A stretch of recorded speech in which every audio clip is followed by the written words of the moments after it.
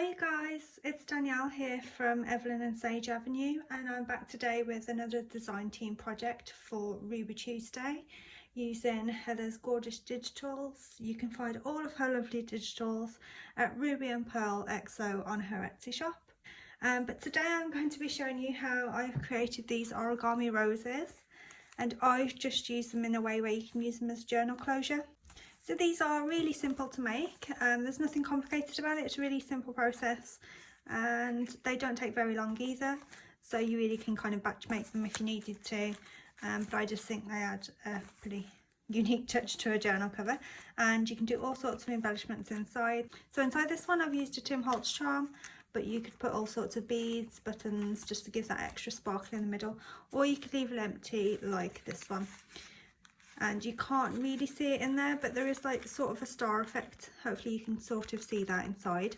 There is a star effect inside with the crisscrosses, so it's not completely empty inside if you didn't want to put a charm in there. So that's the largest one I've made.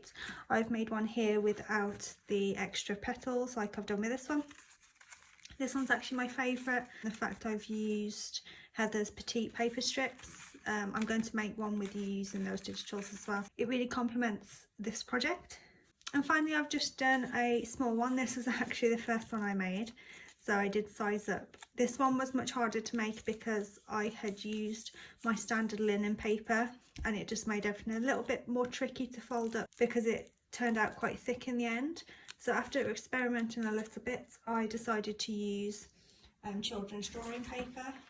So just your cheap drawing pads, really cheap paper, really thin, and that's turned out the easiest to use when doing this, because there is a lot of paper used and it is all quite compact together, so you don't want anything too thick because it's just going to be hard to work with.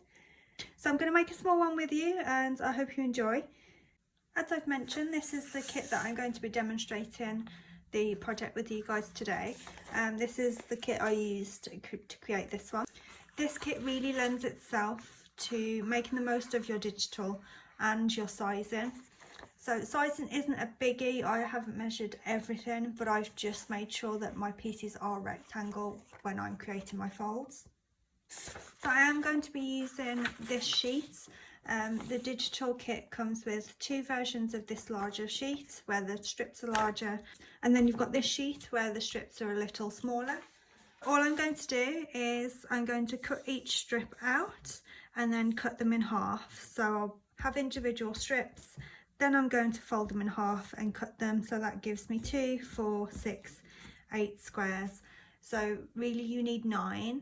So I will be using another printout as well, just to make my 9 strips. So I've got my 9 strips here. So just to kind of explain that a little better, this is half of one strip. So you can see that I've just cut the strip out and cut it in half. You can by all means use other digitals. I certainly have. So that's another digital. These are envelope digitals from Heather. As long as they are rectangle pieces, it doesn't matter how big or how small they are. And again, your sizing doesn't matter as long as it's a rectangle piece. So to make it easy for you guys when you're doing it, separate your 9 pieces into 3 piles. So they're your 3 portions. We need to do all of our folds, and then we're going to slip these together and then bind them, and then I'll show you how to make the petals. But first we'll just start with the 1 piece so I can show you the folding method. This is also a great project because you don't need to print on both sides. So you can leave your other side blank, but you can print on it if you want. I did begin by printing on both sides, but it turned out I didn't need to, so I didn't want to waste my ink. Right, so you're going to start with your blank side facing up, and then you're just going to fold your rectangle in half. I didn't really use a bone folder, but if you want to, just to make sure everything's nice and compact, then you can, but I won't be doing it for the rest of them. So open it back up, and then you're going to fold your corner points into that fold. So just like so. Each corner points into the fold, and the same for this side. So that's what it should be looking like at this point. And then you're going to fold, so turn it landscape, and then you're going to fold this edge into the center point as well. and same again.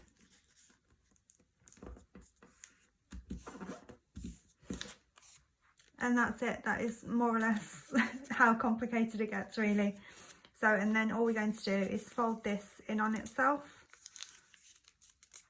and crease that nicely and make sure it's as flat as possible.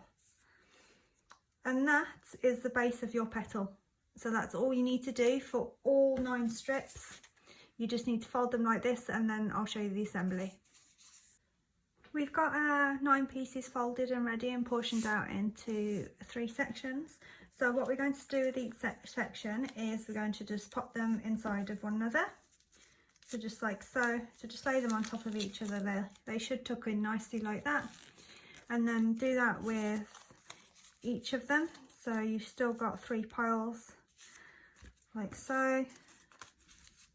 Doesn't matter which order they go into. So you've got your 3 sets of petals, let's call them now. Now what you're going to need is, I've pre-cut my twine. You can use sari silk, thread, anything you like that's nice and strong. So maybe some wax thread will work. You could tie them with elastic, but I'm going to use whatever I want to sit on the front of my journal. So as I'm going for a sort of shabby rustic look, I want to use twine. I've got quite a long length of it because I've got to keep in mind that this needs to wrap around my journal to hold it closed. So just think about it as however big your journal's going to be, you're going to need to accommodate that with your binding. So I've pre-cut that, but what I'm going to do first is with each petal section, I'm just going to place them next to each other like so. So we've just rolled them up, basically pinching it in the middle, and then we're going to wrap twine around the centre of this to secure it and tie it together. But what I want to say first is that you're going to want to tie at this side, not this side. So tie where you can see all your folds, and not at the neatest side. You want to tie where you can see all of your folds. So that will be like so.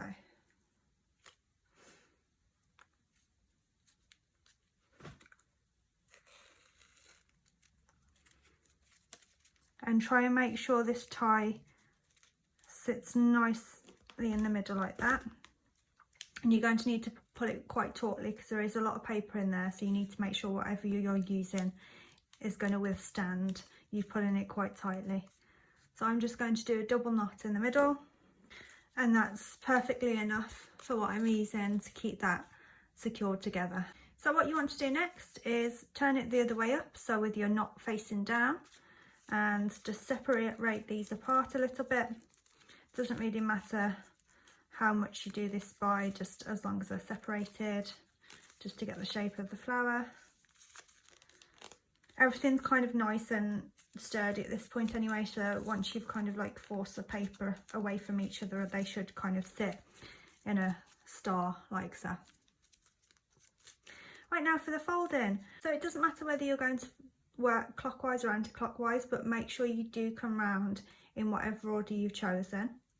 So all we need to do is fold each petal back on itself, and we need to make sure that we are separating each petal away from each other. So there are 3 layers because we folded 3 pieces, and we're taking the first layer, and I'm just pushing my thumbs into the middle and bringing that up and moving on to the next one.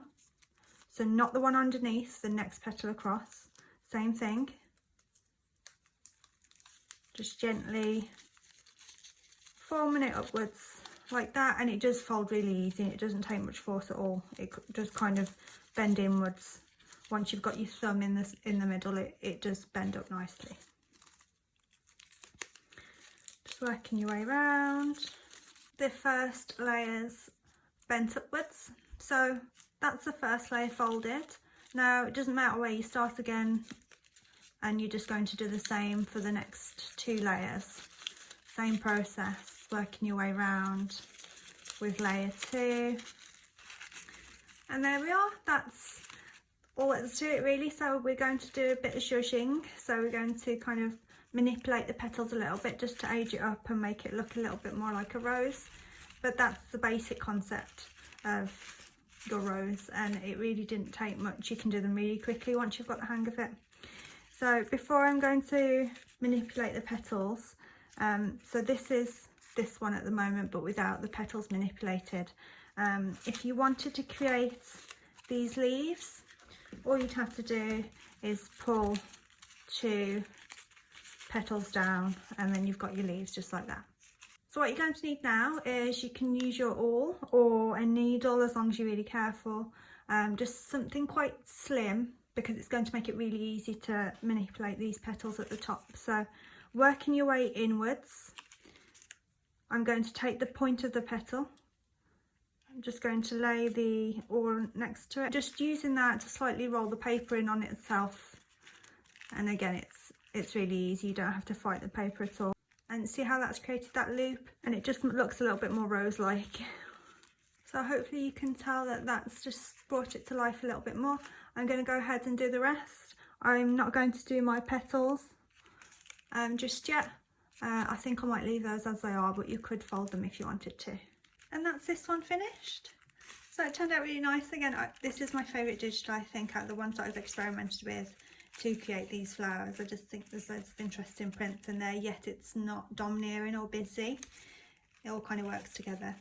And I'd probably put something in the middle as well, but I think you can see a bit clearer with this one, the inside. So it can be left like this, but I think they just look a little bit extra special with something inside. Right, so a few things I've learned during my experimenting is that you don't have to use 9 petals, you can use less or more. It's just that's the basic way to create this, is in an odd number. So if you added, I don't know, another layer to each petal section, you could perhaps fill this centre in a little bit more. See, with this one I may have experimented with using more, so therefore the centre is kind of filled up with the folds. So just a note on the smaller one, I only used 4 rectangles for this one because it was my thicker paper, it was my first one. So I didn't want to bulk it up too much, as I realised that I should probably use thinner paper already by that point. But yes, I only used 4 pieces of rectangles for that one. Maybe the smaller you're doing, you should probably use less because you've got less space to work with. That makes sense.